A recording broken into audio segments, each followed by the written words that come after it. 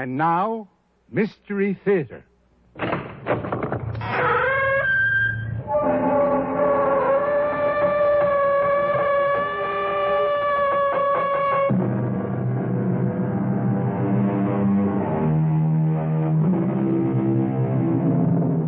Come in.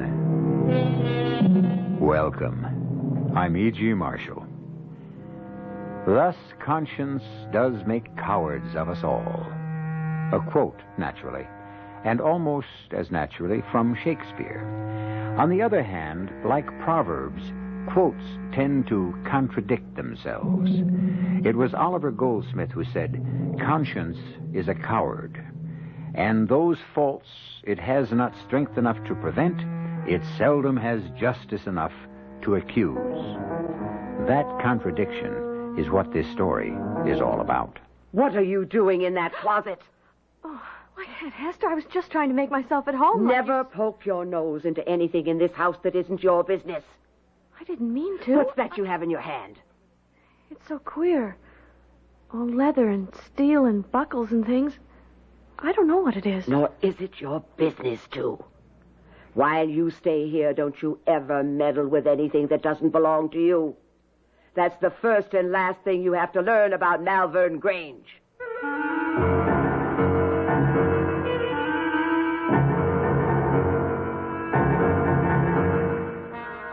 Our mystery drama, Afraid to Live, Afraid to Die, was written especially for the Mystery Theater by Ian Martin and stars Jada Rowland and Ann Petoniak.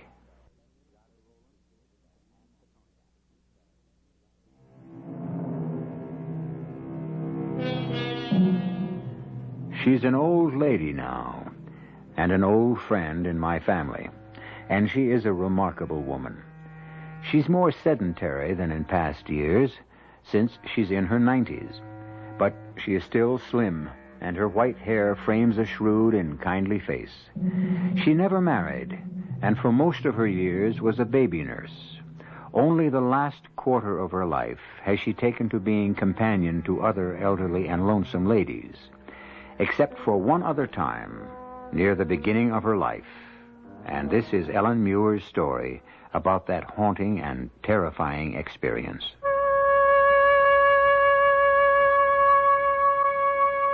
Even young as I was then, I had this strange feeling about Malvern Grange. When I first saw it, dark and shadowed at the end of the long drive, lined by the great shade trees that made an eerie black tunnel on that otherwise bright moonlit night, it was the very picture of the haunted house.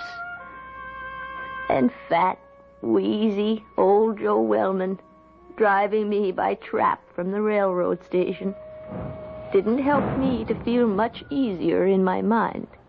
Well, hello there, Missy. I reckon you'd be Hester Milgram's niece she's expecting. Yes, sir. Ellen Muir, right? That's me. I'm Joe Wellman. Pleased to meet you. Jack of all trades. Gardener, groom, handyman, and general bodyguard to all them lonesome women out to the Grange. This, all the luggage you got? Yes, sir.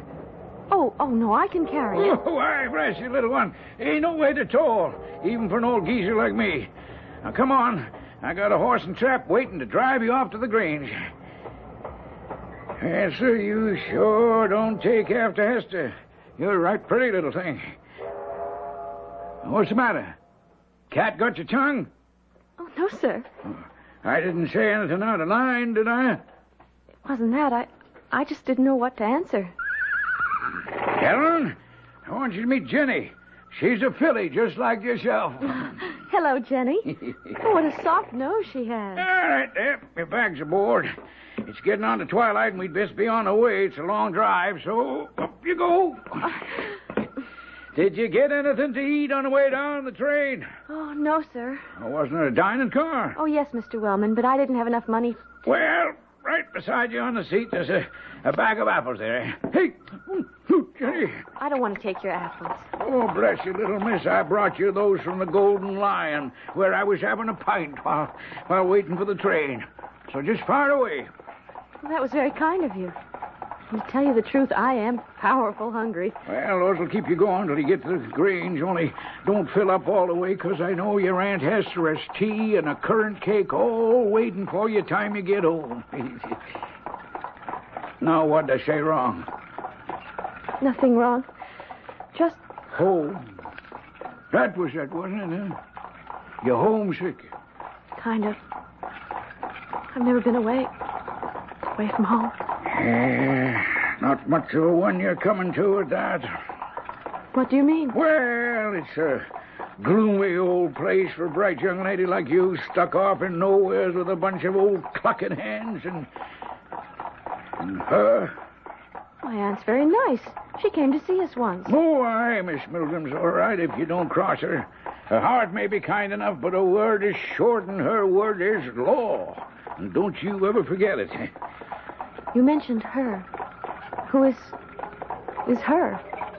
Oh, well, no. That's something else again. You've only to watch her and see she's possessed by old Nick himself. She's more than half a ghost. Ghost? A ghost, yes, sir. She's near 100, you know. All wizened up and wrinkled like a witch with long, pointy nails and hands that are all skin and bone. You mean the madam? Madam Lytton. Who else? Lord knows how she's lived this long. But the good Lord also knows we all hope and pray she'll live to be 150. Our jobs depend on it. When she goes, we go. And so does Malvern Grange. But there's a grandson. Doesn't he live there? Dr. Lytton. Sakes alive, no, he can't abide the place. He lives and practices in the city. Now, here it is dark enough for the moon to be the only light and me scaring the living daylights out of you. I'm sorry. Oh, that's all right, Mr. Wellman. I didn't mean to, Miss Muir. I just wanted to prepare you for your visit. Well, this isn't a visit. I've come here to work.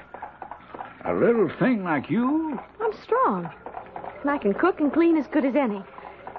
And things haven't been so good with my pa.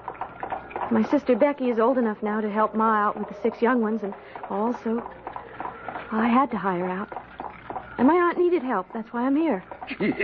Well, I see you can talk up well enough when you're of a mind to. Well, mainly when I'm nervous, sort of, and it does sound a bit scary. Well, we won't talk on it anymore. Though I must say, it's a queer household, right enough.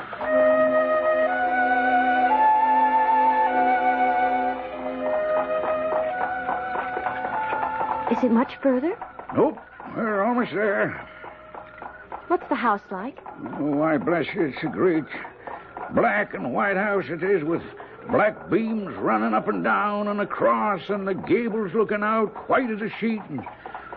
Except like now when the moon is out and it throws the shadows of the trees on them, and you can count the leaf shadows dancing in the wind across the stucco till they look like crabs scuttling across the sand. Oh. Only upside down, you like, you know. Ooh.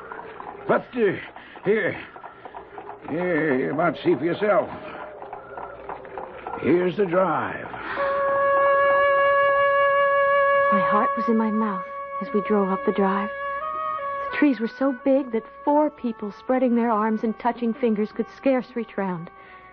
And it was like a long, great black tunnel there beneath them, with the big house crouching at the end, as huge as a giant or an ogre in some old fairy tale. I wanted to jump out and run away just as fast as my legs would carry me. So, here you are at last, Ellen. I'm sorry if I'm late, Aunt Hester. Well, you're not late, child. It's just been an anxious wait. You've come a long journey. Joe, take the bag up to the first room by the head of the stairs. Yes, Miss Milgram. See you tomorrow, little missy. Oh, yes, Mr. Wellman, and thanks for the ride and the conversation. Pleasure, I'm sure. He is a hired man, Ellen. Call him Joe. We must all keep our place around here. But, Aunt Hester... Do as I say. Now, first, welcome to Malvern Grange. Thank you. Well, come, we'll go up to my room for a moment and let you freshen up. And then we'll go into the housekeeper's salon where Meg will have something for you to eat. You'll be hungry, I expect. Oh, not too. Joe gave me some apples on the way. And what else did he give you on the way? An earful about all of us, I'll warrant. Oh, just about Mrs. O'Meara and... I don't know whether she is a Miss or a Mrs. He just called her Judith Squires. Mrs. O'Meara will be Meg to you. She's a servant. But, Auntie, so am I. You are my niece, and I am the housekeeper. As I said, everything in its place. Since you are young, they can call you by your first name. And the other lady? Judith? Oh, well, she's far on in years. You may call her Miss Squires. This is my bedroom. I'll put the candle over here. And while you take off your coat and hat, I'll just put a taper to the overhead lamp so we can see a little better. There we are. Now then. Yes, ma'am. Aunt. Yes, Aunt.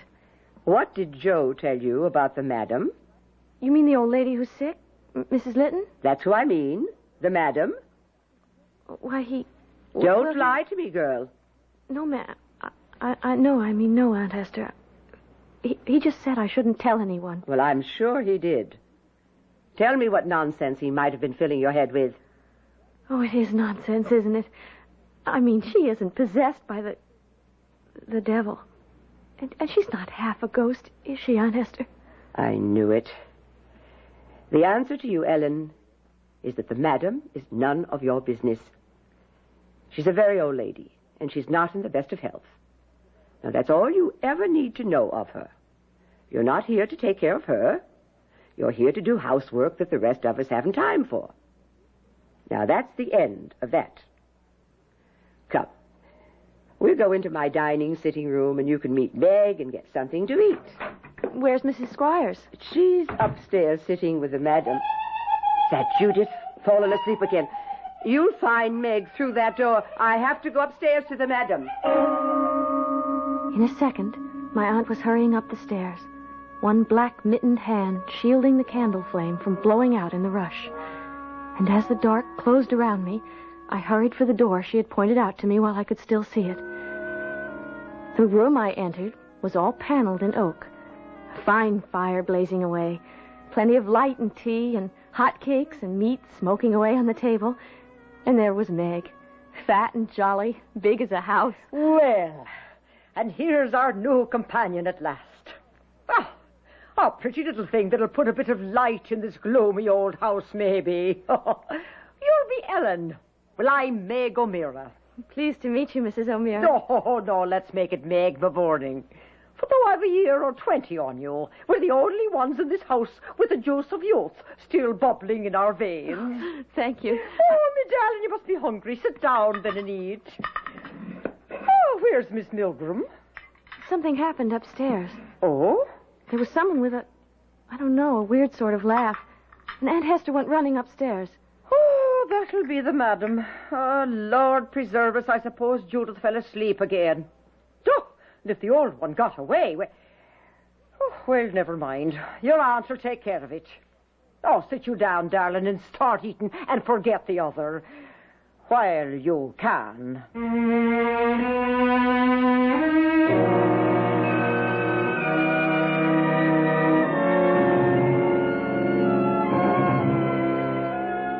So far, certainly a haunting experience. The terror is yet to come, and eventually, the matter of conscience. Let us leave poor little Ellen to her delicious meal, for Peg O'Meara's cooking is as good as her heart, and return shortly to that haunting gabled house.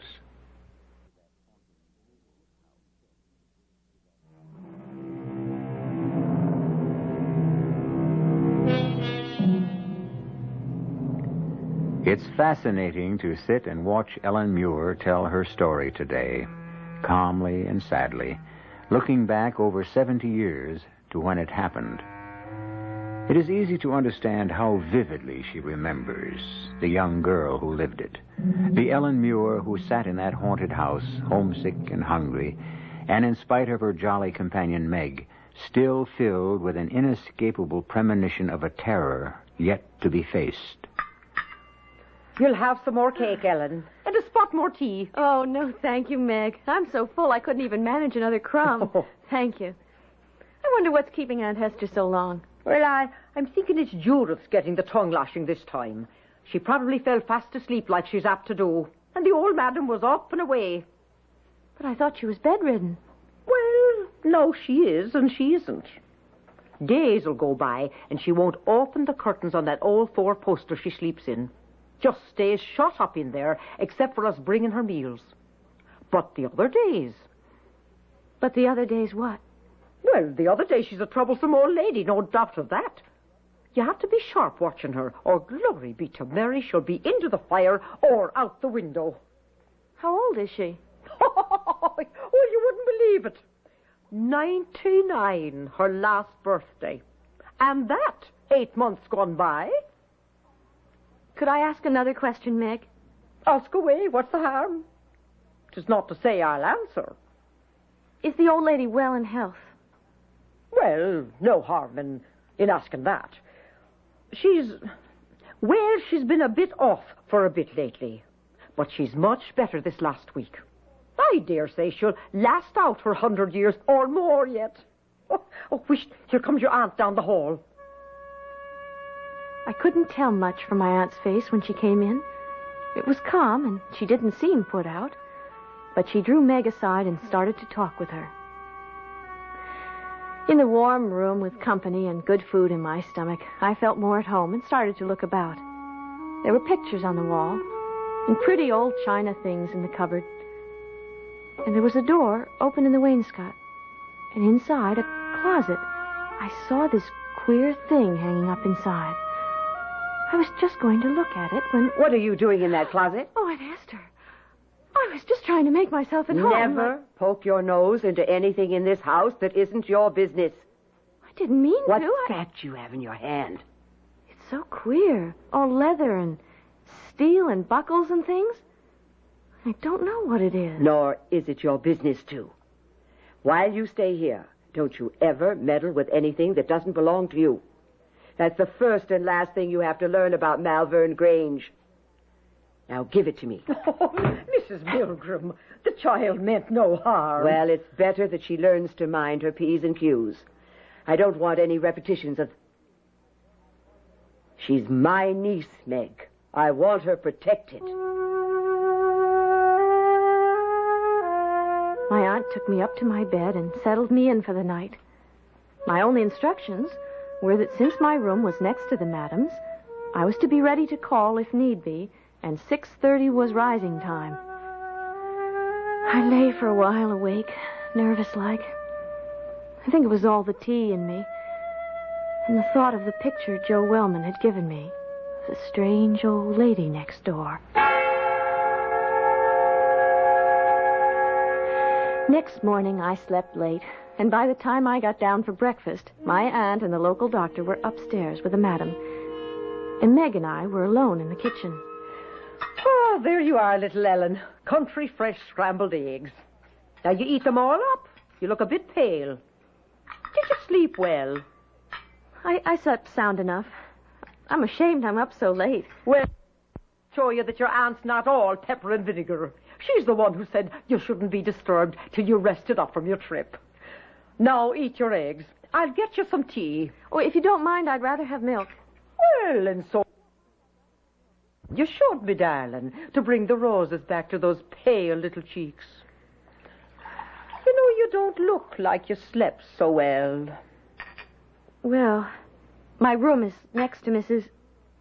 Well, you know, the madam. And I thought there was quite a lot of coming and going the way it sounded. Oh, sure, and the old belle dame has been in one of her tantrums from the night before you arrived till today. She takes fits of the sulks, do you see? Sometimes she won't let us dress her, and other times she won't allow us to take the clothes off of her. Oh, and Lord a mercy, Ellen, child, you should see the closet after closet she has full of old-fashioned stuff. And she still likes to wear them? Oh, Lord above us, sometimes we can't get her out of them till the doctor comes. Like today. You mean she goes to bed wearing them? ball dresses, evening clothes, and sometimes even a sable or an ermine stole. Now, what am I telling you this for, love? 'Tis none of your business. She's an old lady, living well past her time, for some reason God only knows. She was a great beauty in her day, so they say, and proud. Will I get to see her ever, do you think? Well, I don't know, darling. Just as well you shouldn't. I would have liked to have seen the old lady. But she might as well have been up in the city for all the clothes I got. I did my cleaning and my needlework. And once or twice a week, the town doctor came in to check the madam. Nights, after my dinner, before the twilight, my aunt made me go out to get some air in the gardens. I was always glad when I came back. The trees were so big, and the place so dark and lonesome. It always made me cry and think of home. Usually I'd go down to the stable and try to find Joe. Sometimes we could talk. It's none of my business, Miss Muir, but why don't you go on back home? This is no place for a nice, fresh little girl like you. My aunt is very kind and Meg is fun. And I told you my pa isn't doing so well. It's important I have my job here. I can't let my ma and pa down. Or my aunt. And it's not so bad here with you and Meg.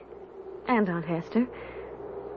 And as it works out, I seldom see Mrs. Squires, and never the madam herself. Well, that's all to the good so far. But there's something evil lies on this house and this family. I wouldn't want it ever to touch you. I'm not so young as I apparently seem, Joe. I can take care of myself. In spite of all my tremors and silly fears, I meant that when I said it to Joe. My life was very simple, actually.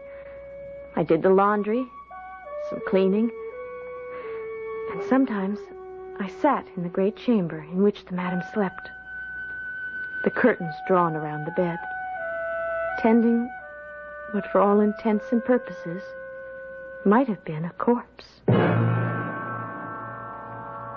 Till one evening, when I was in my own room reading, my aunt was in the next room with the madam, and of a sudden, I could hear them talking. I pricked up my ears, but it was nothing but a mumble, till I stole ever so quiet to my own door and opened it a crack to listen. Then I could hear the old lady speak at last. A queer, high voice, like a bird. I don't know how to describe it. But for all it cracked and trembled, it was clear enough. I'm not going to die. Never going to die.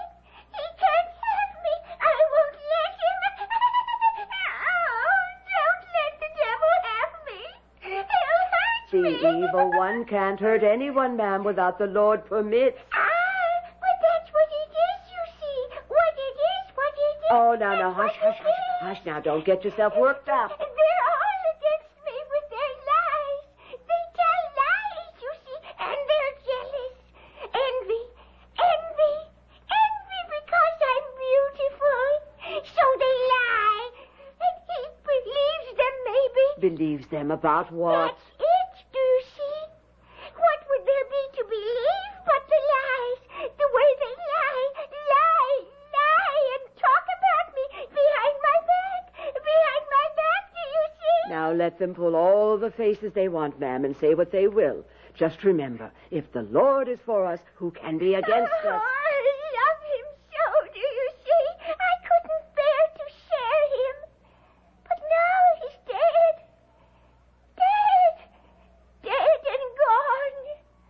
Oh, dead and gone. I kept listening with my ear to the door a long time, but not another word did I hear.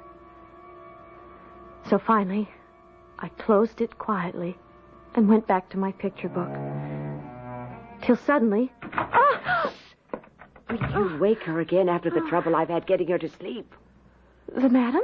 Who else? all dressed up like she was off to the inauguration ball. Not even her wig or her slippers would she take off. Oh, I am exhausted. Now, listen to me. Move your candle and your book over to your door and keep it open so you can watch and listen.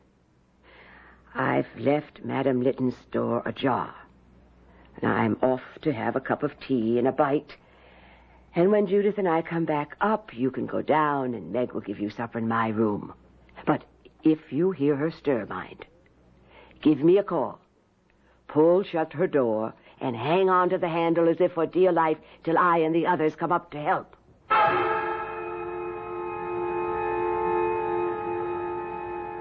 I sat there, trying to keep my eyes on the book, but they kept being drawn down the shadowed hall to the other door. I couldn't hold it back. I had to have one peep, just to see what the old lady was like. I was near blinded the moment I entered the room. I'd never been in it after dark before, and it was ablaze with 22 wax candles. I tiptoed to the bed and listened. I could hear her breathing, rusty-like, a kind of gurgle. And slowly I parted the curtain and looked in. There she was, just lying as Meg described her that first day. Scarlet and green and satin and silk and lace. A big powdered wig, heels as tall as my hand, and as sharp as her big crooked nose and her long, pointy nails. Half of the whites of her eyes were open. Her throat rattled as she breathed. I was frozen stiff with fright. And before I knew it, she opened her eyes and sat up, spun around and dropped her shoes to the ground with a clack. She stood up, pointing at me with a finger, like a corpse come to life. You young imp! You devil's brat! Why did you say it to my face? Say what, madam? Why did you say I killed the boy? What for? You know. Tell me or I'll shake the life out of you. I'll rake you with my nails till the blood runs. I'll spoil your beauty. No. Oh. Stop backing away. I have you in a corner. Now tell me, why did you say I killed the boy? I never said. You lie! No. You lie! I'll tear you apart till you confess. No. Tear you apart with my hands. No.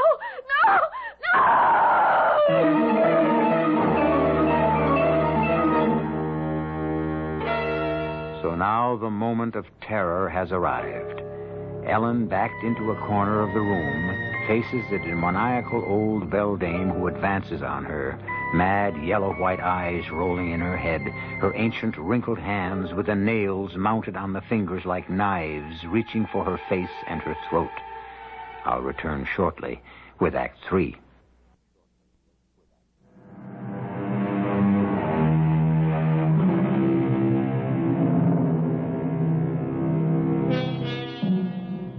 A story in 3 stages. First, haunting. Second, replete with terror. Both of these shall continue. But last, and far from least, the matter of conscience. The complex of ethical and moral principles which controls or inhibits the actions and thoughts of an individual. We begin now, certainly, with Ellen's conscience, which was bothering her quite as much as her memory of terror, now that she was safely down in the sitting room with Meg, while Mrs. Squires and her aunt were upstairs greeting the madam. Now drink your tea, Ellen. I put a wee drop of brandy in it to calm you down, dear. Oh, I'm really all right now, Meg. I just lost my head a little. It wasn't that I couldn't have handled her physically. It was just... I was so scared. Oh, sure. Sure, she's enough to scare the devil when she gets into one of her fits. I'm sorry I wasn't strong enough to fight away being curious. Well, this time curiosity didn't kill the cat. And I'm a mite curious myself for all that. About what? Would you say those words again the old lady said to you? Oh, she said, "Why do you say I killed the boy?" And did you say she killed the boy? Not I, Meg. Why would I say a thing like that? Oh, just a curious thing, love. That doesn't matter. Come on now, we'd best see you off to bed. That drop of brandy will give you a nice, quiet sleep. I can see your eyes beginning to droop already.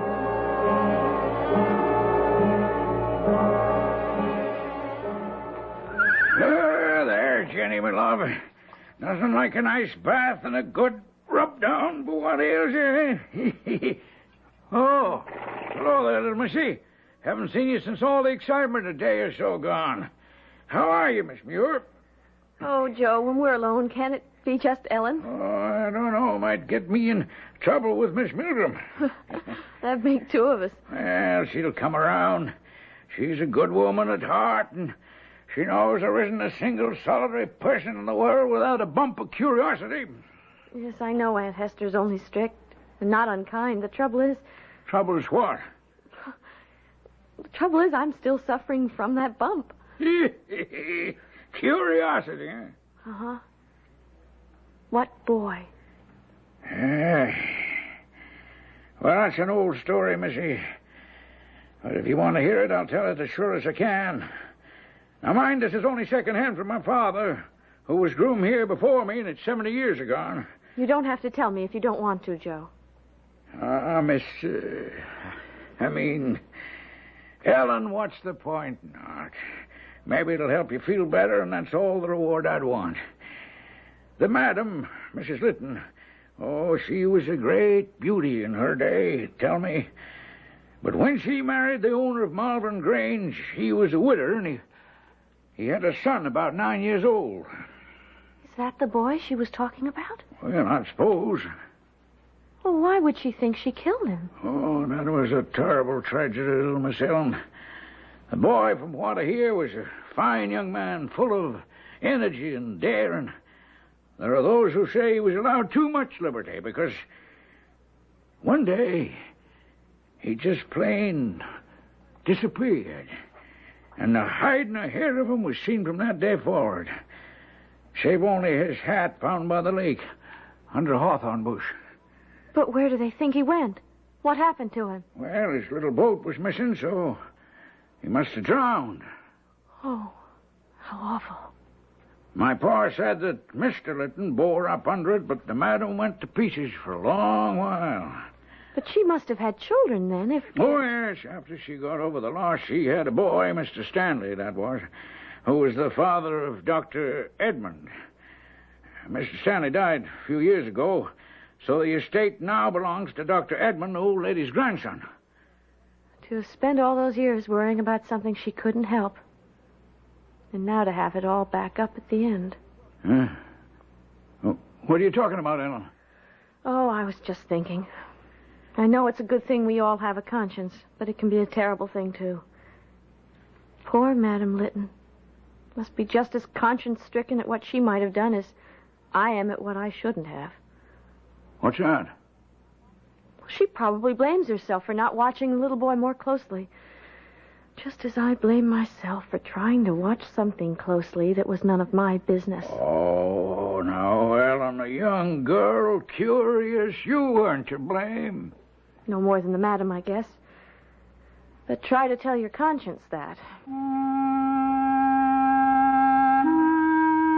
My conscience was not to be easily set at rest, as I found out only too soon. Now, Ellen, will you stop your moping? Oh, how can I? Ever since the doctor came and I found out what that contraption hanging on the door was for. Oh, bless you, child. 'Tis not the first time she's been in the strait waistcoat. She's been in it many a time when she became violent. But does she have to be shut up in it? Well, the doctor's afraid she'll take another fit of madness as she's done before. It's all my fault. Oh, now how could it be your fault? Because I did something I shouldn't have. Oh, dear Mary in heaven, if we all lived our lives without doing some little thing we shouldn't have, we'd all be in the same leather jerkins. Well, it's on my conscience. Well, me darling, I wish you only one thing. What? That should be the heaviest thing you ever bear on your conscience. Meg's words made me feel better. Till the end came. A wild, terrible end. The screaming and the begging for no one knew what. And at long last, the soul made its flitting from her body, and she was at rest. Dr. Lytton was written for, but he was off in France on a vacation. And the delay would be so long that the local doctor agreed she could not be kept in her place. And the old lady of Malvern Grange was laid away to rest in the church where her ancestors were buried. While we all waited for Dr. Lytton's return, they moved me from my room, away from the old ladies, to one by the end of the hall. There was little in the room but a bed and a big bureau. So a few things were moved in from the madam's room, which had been stripped when she was coffined. Among them, the big looking-glass she used to dress up in front of and admire herself in her finery. The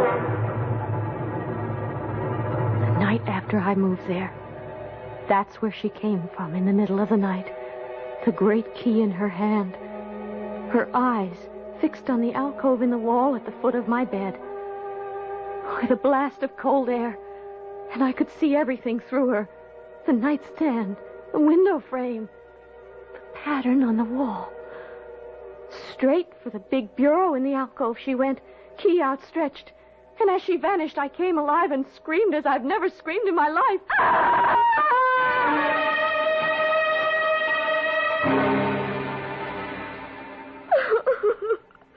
All right, Ellen, all right.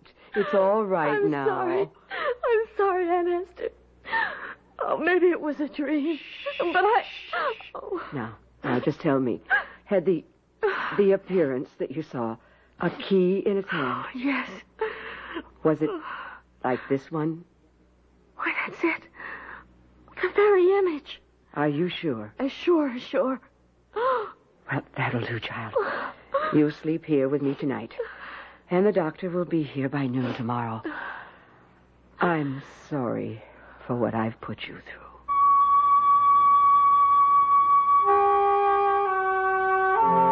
The doctor arrived promptly at noon the following day. And after half an hour or so, closeted with my aunt in the housekeeper's room, I was called in and introduced. Now, what is this you say you saw, my dear? It was your grandmother, Dr. Lytton. Well, you know my grandmother has been dead for nearly a month. It was her. I mean, not alive, but a ghost. You believe in ghosts? I never did, sir, but I believe in this one. I could see right through her. And you say that she just walked into the big high bureau and disappeared? With a key in her hand. This key. Or its copy. Hold on a minute. You mean the room at the end of that hall to the left, up the stairs? Yes. And the bureau, you say, is in the alcove? Yes. Come on. We're going up there and bring that key.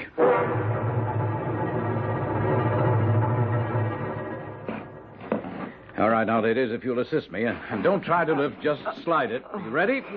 There. Oh, easy. Easy. That's far enough. Now. What is it, Dr. Lytton? When I was a boy, 25 years ago, an old servant we had told me there used to be a door here. By heaven, there it is. The plate and jewels used to be kept here before the big pantry was built. Give me that key.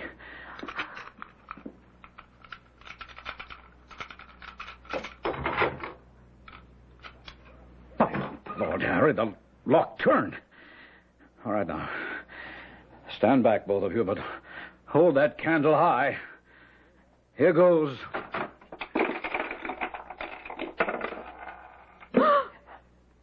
Oh, good Lord. What fell from the door as it opened was a small skeleton, its hands resting on the inside of the door, as if in a last plea for mercy. And as it fell to the floor, it all crumbled to dust, save for the small skull, which bounced and then rolled to my aunt's feet. That's all that was left. from what had been shut up there all those years. Except some jet buttons and a small green hafted knife. The boy. He wasn't drowned. He was shut up here to die. Oh, no. My grandmother couldn't have... It's a rich family. She wanted it all for her own child. I damn myself for every minute of service I gave her. You can't be sure. When the boy disappeared, he was wearing a velvet suit with black jet buttons. You see? And his favorite possession was a green hafted knife. A knife from his father. But I And the can't... key. The key Ellen saw the ghost carry, I found at the bottom of your grandmother's chest, beneath her wigs and gloves and jewels and silks and satins, under which she tried to hide her guilt. Well, it served her little at the last. She's where she feared she'd be in the end. With the black devil in the deeps of hell. Where she belongs.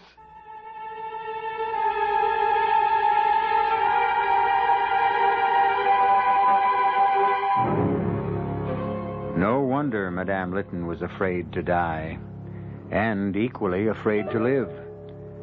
For what a hell her later years must have become when ambition, desire, and greediness, like other emotions, are no longer strong and driving. Certainly no longer strong enough to still the pangs of conscience. I'll be back shortly.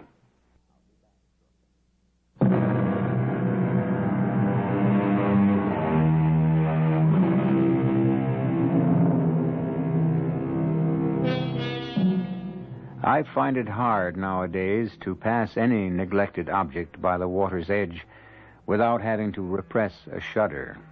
A beer can, a pair of sunglasses, a sneaker, a child's pail, or most of all, a hat.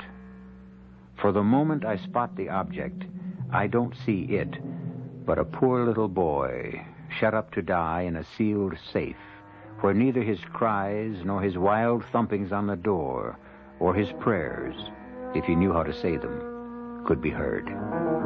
Our cast included Jada Rowland, Ann Petoniak, Joan Shea, and Ian Martin. The entire production was under the direction of Hyman Brown.